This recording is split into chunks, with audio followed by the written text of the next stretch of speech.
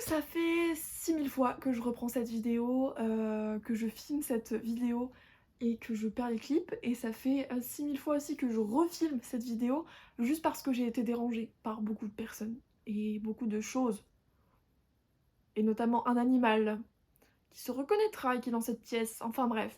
Donc bienvenue dans cette nouvelle vidéo. Aujourd'hui on va parler du coup book haul. J'ai été absente enfin j'ai été absente.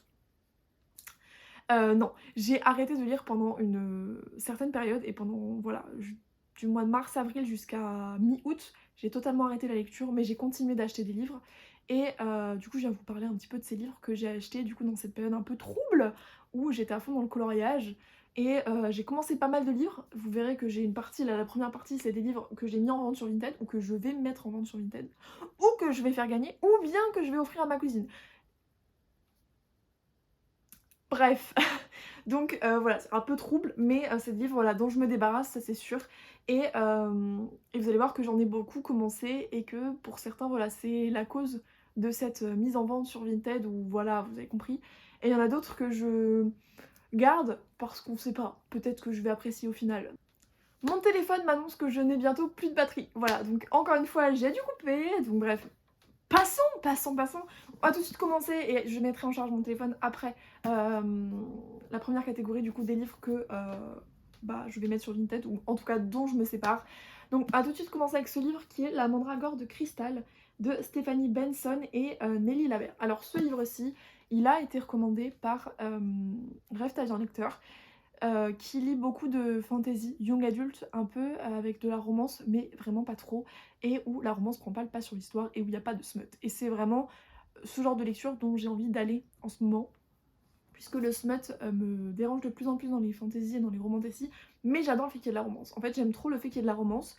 Je veux une intrigue qui soit complexe, une intrigue adulte, mais tout en n'ayant pas de smut. Et le truc, c'est que aujourd'hui, c'est un peu impossible. Et donc, j'ai été très intéressée quand elle a proposé quand elle a parlé de ce livre, qui est du coup, on suit 4 personnages, une jeune femme notamment qui va se marier, qui va être amenée à se marier, et je ne l'ai pas aimée. Je l'ai trouvée très naïve et ça l'a pas fait parce que bah, justement j'étais en panne de lecture à ce moment-là et que j'ai donné sa chance quand même à ce livre. Je me suis arrêtée à la deuxième partie qui correspond à peu près à ça, voilà, qui correspond à ça. Donc j'ai lu un peu moins de 100 pages, mais voilà, j'ai lu 90 pages à peu près.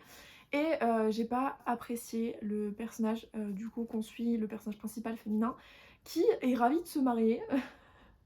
Je n'ai pas trouvé ça très logique. Après, je peux comprendre que dans un univers médiéval comme ça, on t'apprend que t'es forcé de te marier à quelqu'un. Si la personne, quand tu la rencontres, c'est un jeune homme qui est beau gosse, je peux comprendre que tu sois heureux, que tu sois heureuse, mais j'ai pas trouvé ça logique dans la narration, j'ai pas trouvé ça logique dans l'histoire, et j'ai pas apprécié le fait, voilà, qu'on ait une héroïne qui est tout de suite in love de ce gars qu'elle a rencontré qu'une fois lors de son mariage et qui vraiment le gars l'ignore totalement. C'est pas quelqu'un de gentil à la base, le mec vraiment c'est pas du tout quelqu'un de gentil et pour moi c'est réaliste dans le sens où t'es forcé de te marier à quelqu'un, t'es pas content d'être marié à cette personne. Et lui vraiment on le ressent qu'il est pas du tout content d'être marié à cette femme, mais elle vraiment elle est in love, elle veut tout apprendre de lui. Mais d'un autre côté c'est réaliste pour l'actualité d'avant. Mais d'un autre côté, je trouve ça. J'aurais aimé que l'héroïne se batte davantage et se dise bah non, en fait, j'ai pas envie de me marier, j'ai pas du tout envie de me marier. C'est pas le cas. C'est pas le cas. Et j'étais un petit peu déçue de ça. Et j'ai pas tout compris l'histoire avec sa meilleure amie qui est un petit peu mystérieuse et tout nous est pas expliqué. Je pense que ce sera expliqué par la suite, mais écoutez, moi j'avais pas le temps. Je voulais savoir tout de suite. Ça n'a pas été le cas. Ensuite, j'ai l'offrande de Holly Black et celui-ci j'ai mis en vente sur mon Vinted mais il ne part pas pour l'instant, donc il y a moyen que je l'offre à ma cousine parce que ça reste dans l'univers de Holly Black, donc dans l'univers de Terra Faye, etc. Mais je trouve que c'est en dessous de ces autres sagas. Je sais pas exactement dans... J'en ai marre, clairement j'en ai marre, j'en ai marre de cette vidéo. Bref, du coup, juste petite parenthèse, j'ai été coupée par mon frère, mon chat, par mon téléphone qui m'annonçait que j'avais plus de batterie, par le fait que ma vidéo s'était mise en pause, je ne sais pas pourquoi, et parce que je n'avais plus d'espace de stockage. Donc en fait ça fait au moins 5 fois que je reprends, enfin c'est la 6e fois je pense que je reprends cette vidéo. Bref, du coup, je vais pas reprendre depuis le début, donc je vais laisser le clip d'avant. Mais j'en étais à l'offrande de Holly Black et j'expliquais que je savais pas exactement quand est-ce qu'elle avait écrit ces sagas et si cette saga était sa première. mais je trouve qu'elle est en dessous, en tout cas pour avoir lu Le Prince Cruel et L'Héritier Trahi, je crois que c'est ça, je trouve que cette saga est un peu en dessous des autres, peut-être parce qu'elle est plus courte aussi, et je trouve que c'est beaucoup plus facile d'accès et plus simple, et j'aime moins. Vraiment j'ai moins aimé, je me suis pas attachée au personnage féminin. Pareil, j'ai pas lu beaucoup parce que panne de lecture. Voilà. En fait, c'est toutes ces lectures que j'ai achetées au moment où j'allais être en panne lecture et un peu avant, voilà. Et pendant la période que j'ai pas fait des très très belles lectures, donc au final j'ai beaucoup abandonné et ça m'a pas donné envie de continuer dans cette voie de lire. Justement, je préférais aller vers le coloriage. Bref, j'ai vraiment lu que le début, on est dans l'univers des humains, mais je sais pas du tout comment va être amené l'univers des fées et s'il va être bien expliqué. Mais en tous les cas, moi je dirais que cette saga est en dessous des autres, selon mon avis. C'est pour ça que je l'ai pas trop, voilà. Ensuite, on est sur Spark of the Everflame de Penn Cole et le tome 2. J'ai pas accroché à cette histoire, j'ai vraiment pas accroché à cette histoire et j'en suis dégoûtée. Vraiment, j'en suis la première déçue parce que je m'attendais vraiment à kiffer et elle a fait beaucoup de bruit cette saga. Et on m'avait vraiment dit que le tome 1, fallait que je m'accroche, mais que c'était quand même intéressant. J'ai pas réussi. Vous allez voir que contrairement à un autre livre que j'ai lu, et vraiment j'ai adoré cet autre livre là, mais celui-ci je l'ai trouvé... C'était pas la bonne période pour moi de le lire et j'ai pas kiffé le lire, tout simplement. J'ai pas apprécié, je me suis accrochée, hein, vraiment j'ai fait... j'étais à plus de la moitié du roman. J'ai mis des post-it au moment, aux endroits où je pensais qu'il... Je sais pas si vous verrez bien, qui était intéressant, mais en fait j'ai arrêté parce que j'étais pas plus que ça concernée par l'héroïne principale du coup, et par le love interest que je trouvais assez insipide, dans le sens où vous allez voir que je me contredis parce que dans l'autre livre que je vais vous présenter, c'est un peu un recraché de tous les book boyfriends qu'on peut voir et qu'on peut avoir dans nos cœurs, et lui j'ai trouvé que voilà, c'était un ramassis de tout les trucs qui marchaient, etc. Donc le mec mystérieux avec des ombres, etc. comme pouvoir. Et ça n'a pas fonctionné pour moi. À ce moment-là, j'avais pas envie de ça, ou alors j'avais envie de quelque chose qui change, et ça remplissait trop les codes de la romantique comme on a l'habitude de la voir. Donc j'ai un petit peu arrêté cette lecture, mais je comprends pourquoi ce livre a eu autant de succès, et je pense que sincèrement, voilà, ce n'est que mon avis parce que je l'ai lu à une période de ma vie où j'avais besoin d'autre chose, mais en d'autres circonstances, je pense que je l'aurais apprécié, mais j'ai pas envie, voilà, d'y retourner puisque j'ai quand même pas mal de livres dans ma bibliothèque. Et je me dis que j'aurai d'autres histoires à découvrir et que celle-ci, voilà, c'est pas qu'elle n'en vaut pas la peine, mais d'un autre côté, n'en vaut pas la peine. Maintenant, on passe aux livres que j'ai achetés qui sont en français, donc on va tout de suite commencer avec Fantasma. Alors, les livres que j'ai lus, je ne vais pas vraiment vous en parler parce que je vous ferai un bilan lecture par la suite et ce sera l'occasion de plus vous en dire, mais je vais quand même essayer de vous faire un... Je vais pas vous faire de résumé parce que je sais pas faire de résumé, mais je vais vous donner quelques mots-clés, etc. Donc, manoir, gothique, que dire d'autre? Manoir, gothique, compétition, nécromancie, fantôme sexy, une héroïne qui a des tocs compulsifs, et voilà, voilà. Allez, on parle là-dessus, on parle là-dessus, on parle là-dessus. C'était incroyable, génial, c'est un coup de cœur, c'était vraiment trop bien. J'ai hâte de lire le tome 2. Le tome 2, je sais pas s'il est sorti en français ou pas, mais en tout cas, j'ai lu ce tome 1 pendant mes vacances avec mon chéri. Donc fin août, on est parti dans le Jura quelques jours et je l'ai du coup dévoré dans le Jura et c'était trop bien. C'était voilà la première histoire que je relisais depuis ma panne lecture, et donc c'est un peu ce livre qui m'a donné envie de me remettre à la lecture, donc je suis trop contente. Et voilà, Fantasma c'était trop bien, et aussi Deux sœurs, donc sororité. Voilà, Deux sœurs, et c'était... Bref, passons. Les Faucons de Ravera de Melissa Caruso, je l'ai racheté. Il faut savoir que c'est le premier livre que j'ai lu qui m'a donné envie de lire plein d'autres livres. Je lisais aussi la saga La Guerre des Clans, mais comme lecture un peu plus adulte, ça a été le premier livre que j'ai lu. Et après j'ai lu Le Secret de Lomé de Alexiane de Lys.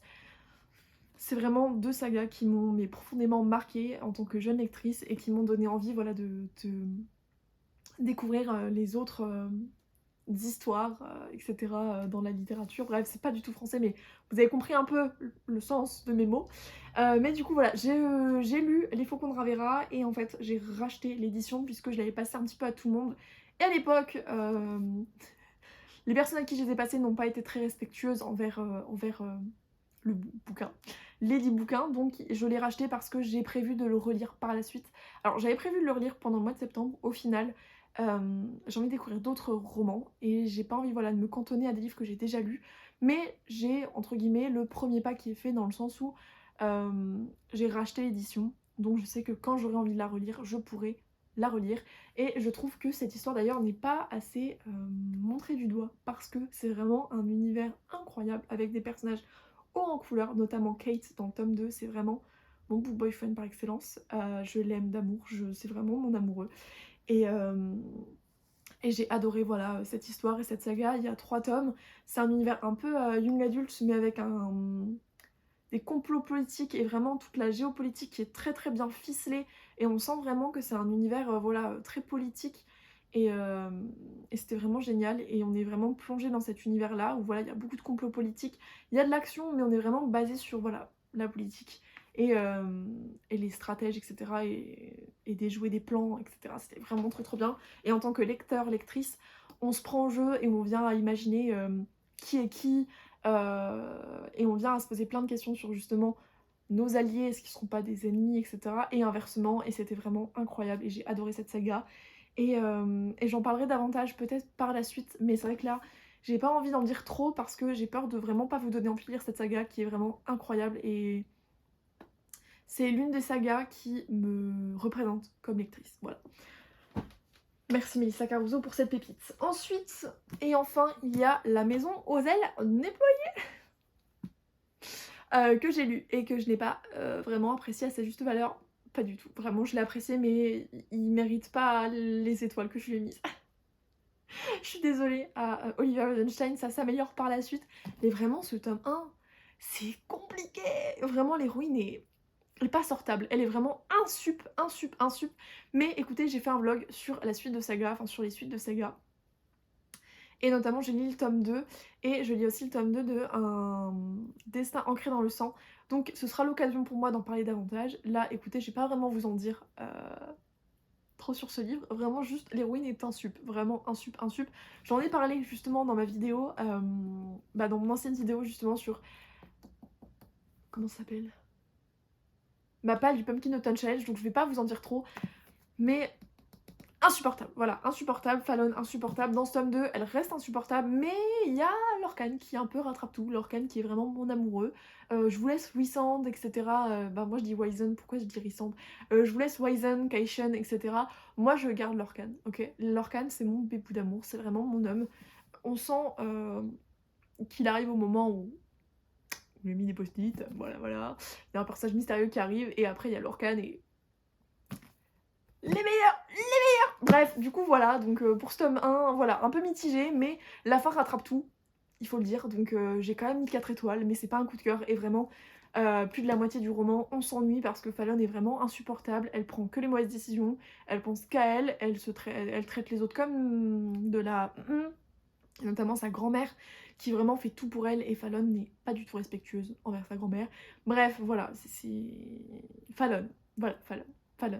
Et dans le tome 3, parce que j'ai commencé le tome 3, elle s'améliore. Elle est de moins en moins casse voilà, mais elle reste quand même un petit peu énervante et le lecteur ne peut pas tout comprendre puisque Fallon ne pige rien, mais rien du tout de l'histoire, rien du tout. Alors que tout lui est montré et qu'il y a des moments où nous on va piéger avant elle, c'est logique parce que c'est vraiment sous nos yeux et il faut pas, voilà, faut pas voir plus loin que le bout de son nez pour quand même capter que voilà. Mais non, elle le capte pas. Bah non, pourquoi capter? Enfin bref, passons. Du coup là je vais vous montrer un petit peu les livres en VO que j'ai achetés et après on terminera sur les éditions spéciales. Donc j'ai acheté House of Bane and Blood que vous avez pu voir du coup dans ma vidéo de la pile à lire du Pumpkin Autumn Challenge. Donc écoutez, je sais plus ce que je vous en disais dans cette pile à lire, mais en tout cas je l'avais déjà commencé et j'aimerais bien le reprendre cet automne, même si en y réfléchissant bien, j'ai pas du tout respecté ma pile à lire pour l'instant, enfin j'ai respecté quelques livres mais là c'est en train de partir totalement ailleurs, donc je sais pas si je vais vraiment lire ce livre à cette période de l'année ou si je vais pas attendre l'année prochaine, je sais pas. En tout cas, vibes steampunk, vibes à la Peaky Blinders, donc dans tous les cas je pense que ce sera un banger et pour moi c'est un peu à la Roméo et Juliette, steampunk et avec de la magie et une enquête criminelle, donc écoutez, Que de plus, je pense que je vais adorer, mais c'est vrai que pour l'instant, j'ai pas envie de ça en ce moment. Ensuite, This One is the Day de Brigitte Caméra. Il est sorti en français, voilà, parce que je l'avais acheté directement après le tome 2, mais d'ici à ce que je lise le tome 3, bah il est sorti en français. Donc voilà, j'ai acheté le tome 3 en VO et il est sorti en français et je suis dégoûtée parce que j'ai pas spécialement là envie de racheter le brochet avec le merveilleux Jaspage. Je pense que je finirai par l'acheter, mais pour l'instant je vais me contenter de ce livre. Je l'ai commencé, je devais en être là à peu près, mais j'ai une malédiction avec les livres, c'est que je commence les sagas mais je ne les finis jamais. Et là c'est en train de me faire la même chose pour La Maison aux ailes déployées, je suis en train de commencer la saga et le tome 3 je suis à l'arrêt, je suis à 12% du tome 3. Et il faut que je continue, et pour cette saga, pareil, il faut que je continue. J'ai adoré le tome 1, le tome 2, ça m'a réconforté avec le Young Adult, parce que je trouvais que le Young Adult c'était trop facile, et que maintenant je préférais les plots avec beaucoup plus d'intrigue et un univers beaucoup plus complexe. Et en fait, je me rends compte que il faut juste que le Young Adult soit bien fait et qu'il corresponde à mes attentes, et vraiment cette saga correspond totalement à mes attentes, et c'était génial. Et bref, c'est pareil que pour les Faucons de Ravera, je me suis vraiment prêtée au jeu, j'étais vraiment à fond dans l'histoire et dans les complots politiques, et je me posais plein de questions sur qui était qui, et c'était trop bien. Et j'aime trop ce genre de choses où on lit pas passivement une histoire et où en fait on vit les choses avec les personnages, et j'ai adoré. Bref, voilà, faut juste que je termine. Ouah, j'ai vraiment eu peur de voir un plus de stockage. Pour l'instant, on a encore du stockage, on continue vissa.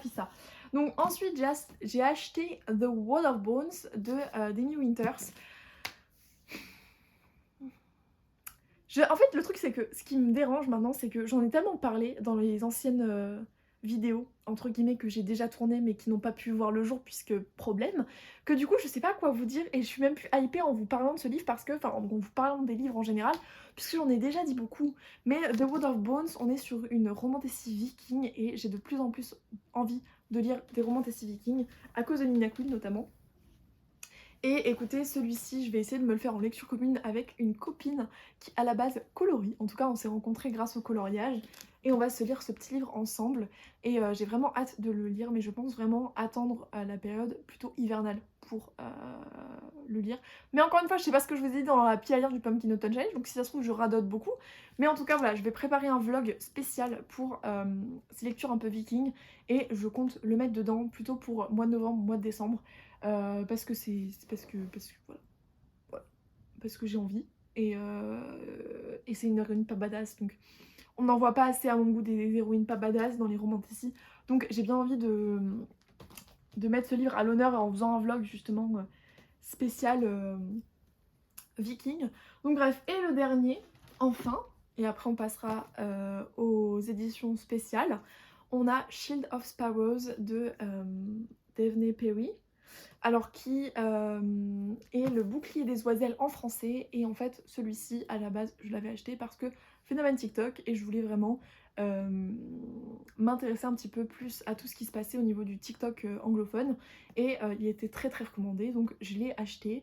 Par contre j'ai vu après des retours français qui n'étaient pas forcément très élogieux, et je sais plus de quel retour j'ai eu, mais la personne avait lu du coup le bouclier des oiselles et expliquait que le triangle amoureux, il y avait une sorte de triangle amoureux, et je n'aime pas les triangles amoureux. Voilà, je suis pas du tout fan des triangles amoureux, alors quand c'est bien fait, je peux apprécier, mais je crois bien que ce sera pas spécialement bien fait. En tout cas, pas bien fait à mon sens, dans ce que je recherche dans les triangles amoureux, même si j'aime pas ça, mais voilà, il faut que ce soit limite du polyamour pour que ça marche avec moi.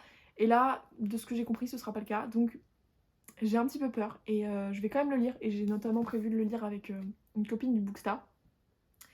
Il est très gros, et je pense que ce sera ma prochaine lecture quand j'aurai fini du coup Was in Chains. Je pense que ce sera ma prochaine lecture, et lui pour le coup il rentrait dans cette pile à lire. Il rentre dans la pile à lire du Pumpkin Autumn Challenge. Même s'il est en dehors, il rentre quand même dans cette pile à lire que je me suis fixée pour l'automne.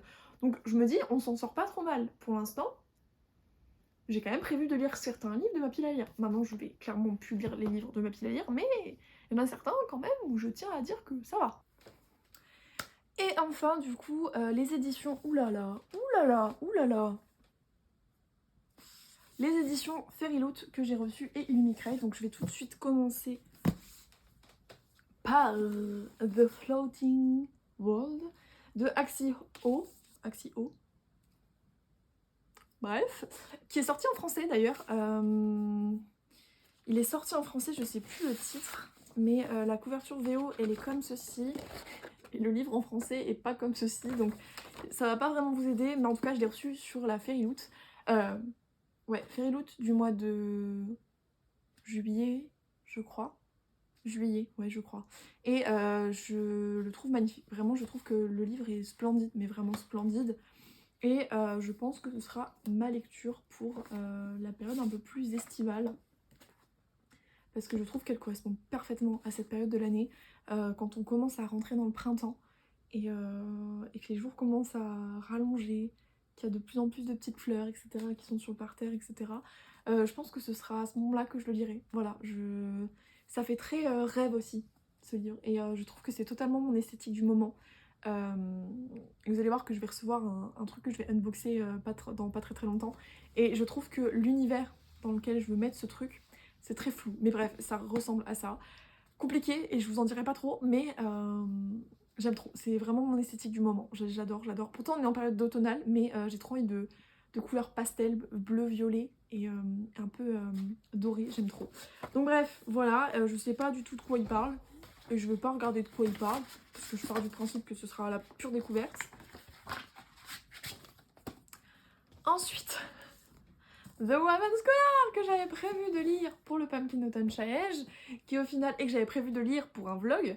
Le vlog est toujours d'actualité, mais je pense pas pour cette année, vraiment, parce que j'ai commencé, je sais plus ce que je disais dans ma pile à lire, mais j'ai commencé ce tome 1 et j'ai trouvé que c'était pas le style de livre que j'avais envie de lire en ce moment, donc je suis partie sur totalement autre chose et du coup je suis partie sur Rose in Chains, que du coup vous allez avoir un vlog dans pas très très longtemps.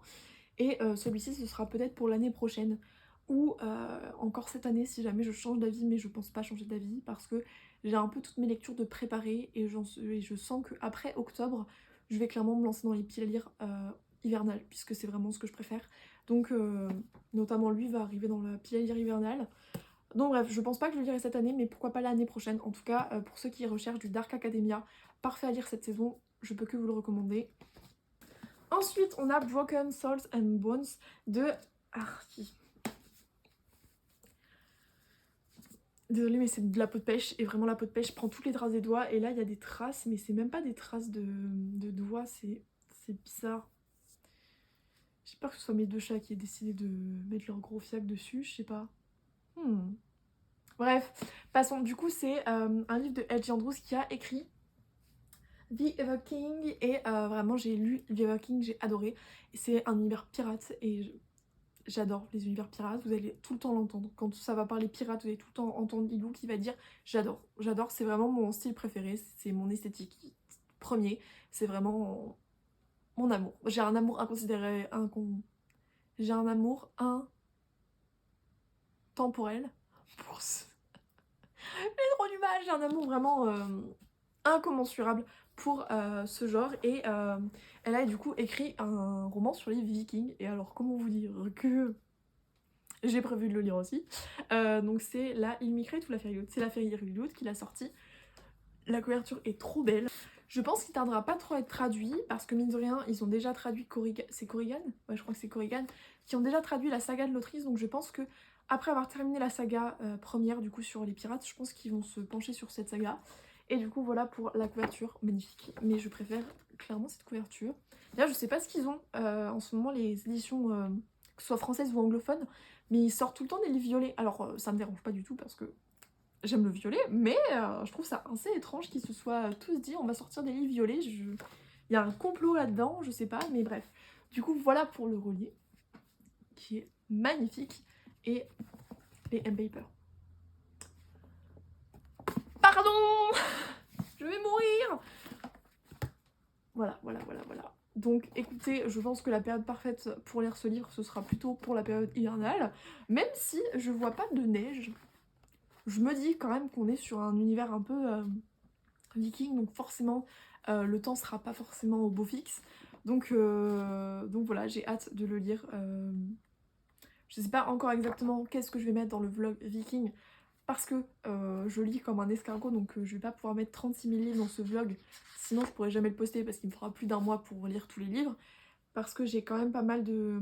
Je vous en dis pas plus. J'ai quand même pas mal de livres vikings, mais j'en dis pas plus parce que je vais pas vous lire les titres. Il y aura une vidéo justement pile à lire pour l'hiver et vous verrez tous les titres que j'ai qui rentrent dans cette catégorie viking et qui peuvent être insérés dans ce vlog justement. Mais je vais pas réussir à tout lire, donc il va falloir que je fasse un choix. Mais celui-ci il est quand même haut dans le classement parce que vraiment c'est une pépite. C'est une pépite et c'est Elgie Andrews, donc vraiment... Oh, j'avais pas vu. C'est écrit en viking. J'aime trop, voilà, j'aime trop ce livre. Enfin bref, je suis désolée pour la démesure et la rapidité que... Bref, du coup pour la démesure et la rapidité de cette vidéo, parce qu'en fait il fallait que je me presse, je voulais pas qu'il y ait de nouveaux problèmes sur cette vidéo. Vraiment ça me saoule d'avoir repris déjà 5 fois la vidéo, rien qu'en 1 heure, et puis d'avoir déjà... Voilà, j'arrive déjà même plus à parler, donc bref. Sur ce, je vous dis à très vite. La prochaine vidéo sera... peut-être le vlog Rose in Chains justement, ou pas. Je sais plus exactement c'est quoi mon schmilblick, mais en tout cas, je vous dis à très vite et j'espère que vous avez apprécié cette vidéo, que les livres que je vous ai présentés vous intéresseront ou pas peut-être. Si vous les avez, n'hésitez pas à me le dire et si vous les voulez, encore une fois, n'hésitez pas à me le dire. Bref, sur ce, plein de bisous et bye bye!